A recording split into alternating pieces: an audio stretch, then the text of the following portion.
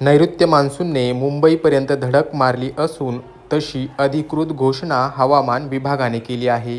Monsoon राज्यामध्ये चांगली प्रगती करत असून राज्याच्या कोकण किनारपट्टी आणि दक्षिण भागामध्ये मुसळधार पाऊस कोसळत आहे। मागील 24 तासांमध्ये पुण्यामध्ये झालेल्या ढगफुटीसदृश पावसाने पुणेकरांची अक्षरशः तारांबळ उडाल्याचं चित्र पाहायला मिळालं। पुण्यामध्ये ठिकठिकाणी पाणी साचल्याचं देखील चित्र होतं। अनेक भागांमध्ये रस्त्यावर पाणी आल्याने वाहतुकीस खोळंबा झाल्याचं देखील पाहायला मिळालं। 9 आणि 10 जूनसाठी सिंधुदुर्ग, कोल्हापूर या जिल्ह्यांना पावसाचा रेड अलर्ट देण्यात आला आहे, तर ठाणे, पुणे, सातारा, रायगड या जिल्ह्यांना पावसाचा ऑरेंज अलर्ट देण्यात आला आहे, तर राज्यातील इतर जिल्ह्यांना येलो अलर्ट देण्यात आला आहे।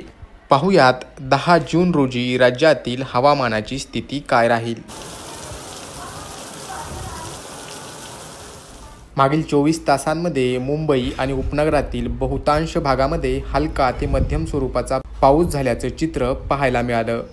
पुढील 2 दिवस मुंबईमध्ये मुसळधार पावसाची शक्यता हवामान विभागाने वर्तवली आहे, तर पुण्यामध्ये देखील 9 आणि 10 जून रोजी मुसळधार ते अतिमुसळधार पाऊस होण्याची शक्यता असून नागरिकांनी काळजी घेण्याचं आवाहन प्रशासनातर्फे करण्यात आलं आहे। कोल्हापूरमध्ये देखील 10 जून रोजी मुसळधार पावसाची शक्यता असून यानंतर मध्यम ते जोरदार पाऊस कोल्हापूरमध्ये होऊ शकतो। मराठवाड्यातील छत्रपती संभाजीनगरमध्ये देखील 10 जून रोजी मध्यम स्वरूपाच्या पावसाची शक्यता हवामान विभागाने वर्तवली आहे, तर पुढील 3 ते 4 दिवस मराठवाड्यात हलका ते मध्यम स्वरूपाचा पाऊस होऊ शकतो। विदर्भामध्ये वादळी वाऱ्यासह हलक्या ते मध्यम स्वरूपाच्या सरी कोसळू शकतात अशी शक्यता हवामान विभागाने वर्तवली आहे, तर उत्तर महाराष्ट्रातील नाशिकमध्ये देखील पुढील 2 दिवस मध्यम स्वरूपाचा पाऊस होणार आहे। तर मंडळी, हा होता राज्यातील हवामानाच्या स्थितीचा आढावा। एकंदरीत राज्यावर मान्सून सक्रिय झाला असून त्याने मुंबईपर्यंत धडक मारली आहे।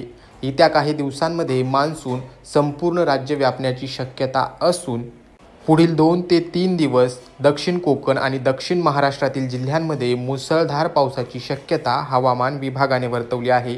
त्यामुळे या भागातील नागरिकांनी सतर्क राहण्याची आवश्यकता असून असं आवाहन देखील प्रशासनाने केलं आहे। हवामानाविषयीचे अपडेट्स दररोज पाहण्यासाठी पाहत रहा लोकल 18 मराठी।